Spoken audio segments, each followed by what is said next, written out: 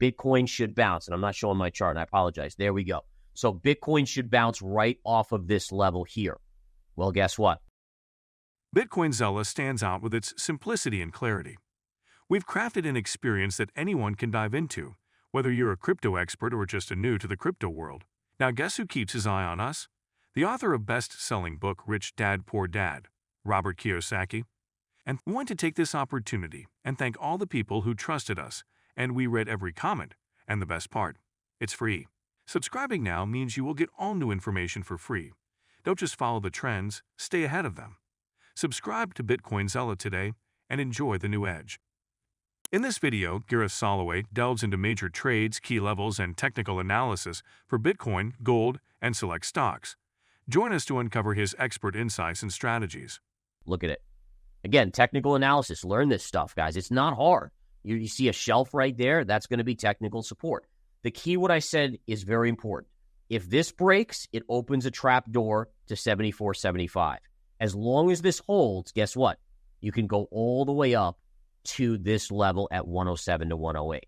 Now, what's interesting is we heard from Michael Saylor's MicroStrategy, and over the last basically through the 24th, he was buying another $3 billion of Bitcoin, or I should say MicroStrategy was buying another $3 billion of Bitcoin. Now, what's so fascinating about that is if we zoom in, when did Bitcoin start to fall?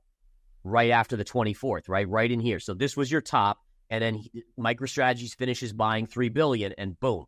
So it does show you that, when you have a big buyer like that, it can keep the market up. Now, his average price was around 97,500-ish, give or take. Don't quote me on that because it's a little off, but it's right in the 97s. And again, I don't like to buy at highs, but obviously he has a long-term view versus my shorter-term swing trading view. I would much rather buy pullbacks like right here, at least. At least you're getting a 91, 92 entry versus a 97 entry. But again, he's not a technician. He's a long-term hodler, and that's fine as well. All right, so watch this level, guys. Huge level. Right now, you still favor upside to 100K. I've said that for the last week or two that you're likely going through 100K. As long as this level holds, you should do that. Gold today getting a small bounce, but again, very bearish. Big wide range red candle. These are inside bars, creating the beginnings of maybe a bear flag. I still think you're headed here and maybe even lower. If we look at silver today, folks, silver again, not good. So silver can't even get a bounce today. That continues to show weakness. My downside target remains around 28. And then oil, which has been kind of quiet of late, staying very, very quiet today, just hovering above 65 but below $75 a barrel. And lastly, natural gas. I was hoping it would surge a little bit more before a correction and give us a re-entry on our short. We didn't get it. That's okay. And you are seeing it coming in very dramatically here. Where would I be a buyer of natural gas? I've already have my level here. It would have to flush down here. Now, you might say, well, why not here or here or here at gap fill? Remember, I'm looking at the most opportune, high probability levels that, again, have the lowest risk. So it's a combination.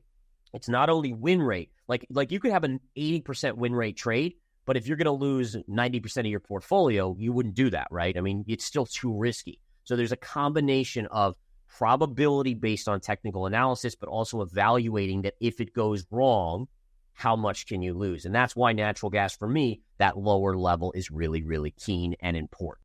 Bitcoin's recent ascent toward the $100,000 milestone has ignited a wave of profit-taking, predominantly among newer investors. Data indicates that daily realized profits have reached approximately $2 billion, largely stemming from coins held between 6 to 12 months. This trend suggests that those who entered the market more recently are seizing the opportunity to capitalize on substantial gains. In contrast, long-term Bitcoin holders exhibit a more patient approach. Veteran investors who have weathered the cryptocurrency's historical volatility are opting to maintain their positions, anticipating even higher valuations in the future. This steadfastness underscores a deep-rooted confidence in Bitcoin's long-term potential. The exchange-traded fund, ETF, landscape reflects heightened sensitivity to Bitcoin's price movements. Recent market downturns have led to net outflows of approximately $550 million from spot Bitcoin ETF, highlighting the reactive nature of these investment vehicles to price fluctuations. This volatility within ETF mirrors the broader market's response to Bitcoin's dynamic price shifts. Institutional players like MicroStrategy have also been active in the Bitcoin market. Despite augmenting its Bitcoin reserves, MicroStrategy's stock has experienced a significant decline of about 35%. This downturn suggests that the company's stock performance is not solely influenced by its cryptocurrency holdings, but is also affected by broader market dynamics and investor sentiment. On the S&P 500, the markets, again, are basically flat on the day. If we just take a look, you can see, again, this was yesterday, right? So, again, the black behind the background that's yesterday's action on the 10-minute chart of the SPY, which is the tracking ETF for the S&P. Then this was after hours yesterday, going till 8 o'clock, and this was 4 in the morning. Notice the gap down at 4 in the morning, but look at the float to the upside. Always remember, folks, remember that when you have a holiday, the bias is neutral to positive. And again, I always say this, but when the institutions, they always like to take a few extra days for the holiday, the big players that are making millions and millions of dollars, they say, hey, I can take off the whole week, so let me go and take that off. And so again, you get the bigger sellers out of the way, and then the smaller investor generally always goes long. Very few investors short. If you asked, let's say, 100 random investors on the street, I would say maybe 3 to 5 of them have ever shorted. So that tells you that the bias is always towards the upside, especially when you have the market at all-time highs and the economy is humming along. All right. So again, we have a market here. If we flip over to the daily chart, we have an S&P that is, again, just inching up little by little. We've talked about this this wedge pattern here. Again, by the way, when I'm doing it in the studio, the main studio, I can never really zoom out and show you guys these lows here. But look at where this trend line comes from. It comes from October 2023. So interestingly enough, and this is very finite and very specific, but if you just look at this line, in fact, I'm going to change this to orange so that we can really pay attention. The uptrend from October of 2023, that's actually been broken, but we still are in an uptrend overall. So again, this is kind of a nuanced detail, but think about it like this, is that once the market broke here and came down and is now hammering on the underbelly of that orange trend line, technically it's broken this one trend line, which puts it at slightly elevated risks for a breakdown to the downside. Now, having said that, my target price is still 6,100. That's my upside target price. And if we do push up right into this area again and retest this orange line, look at this, guys. Where is this orange line right now? 609 to 610. That is exactly at 6,100 on the S&P 500. All right. So again, pretty cool stuff there in terms of action. Now, I do want to just take one quick second. So I promised you guys a coupon code, our gift to you guys for this holiday season. It's only for this Black Friday span, so just from today until Sunday. But again, 50% off the Winning Trader series. And again, I will put that coupon code up on the bottom of the screen. The coupon code, again, is GIFT50, and you can use it to purchase 50% off the Winning Trader series from today all the way through Monday. All right, so let's get back to the charts here. I'll leave that coupon code up just because, again, some of you guys may be just joining a little bit late, but a couple things we want to go over. So we know the S&P chart here. We also want to take a look at the NASDAQ 100. Now, the NASDAQ 100 is lagging slightly. Why do I say lagging slightly? Well, if you look at this is when the NASDAQ made a new all-time high.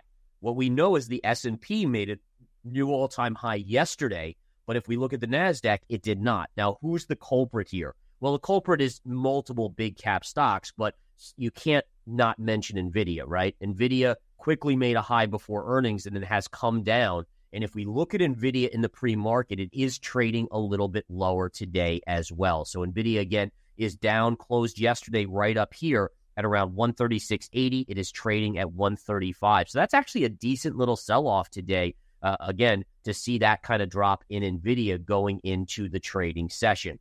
Now, again, flipping back to the daily, we broke this trend line, but you have a lot of support here between 132 and 131 and change. Now, again, going back to this, where are we? We're at 135. Now, I'm not saying today it's going to dip there, but you would expect NVIDIA to test this 131 to 132 level probably within the next trading day or two, meaning today, maybe Friday, if not Friday, maybe Monday. But again, just in those next few days, you would expect that. Economist Peter Schiff has recently forecasted a significant decline in Bitcoin's value, attributing this potential downturn to the conclusion of MicroStrategy's extensive Bitcoin acquisition strategy. Shiv suggests that once MicroStrategy completes its planned $42 billion investment in Bitcoin, both the cryptocurrency and the company's stock are poised for a substantial drop. Currently, Bitcoin is trading near $93,000, having retreated from its recent peak close to $100,000. Technical analysis indicates a support level around $90,000. If this threshold is breached, the price could potentially revisit the $87,000 to $85,000 range. Contrary to Shiv's perspective, many analysts argue that Bitcoin's market dynamics are influenced by a broad spectrum of factors beyond the activities of a single entity like MicroStrategy. They emphasize that Bitcoin's decentralized nature and widespread adoption contribute to its resilience. Factors such as global economic conditions, regulatory developments, and overall market sentiment play pivotal roles in shaping Bitcoin's price trajectory. From a technical standpoint, the Relative Strength Index (RSI) has been cooling, which some interpret as a sign of a healthy market correction. To regain bullish momentum, Bitcoin would need to break above the $95,000 resistance level. If you've been with us so far, a big thank you. Don't forget to subscribe for free to Bitcoin Zella for your daily news. The link is waiting below. That's all for today's crypto news. Stick around for more updates, insights, and analysis on cryptocurrencies. Share your thoughts in the comments, like this video, and subscribe for more exciting content.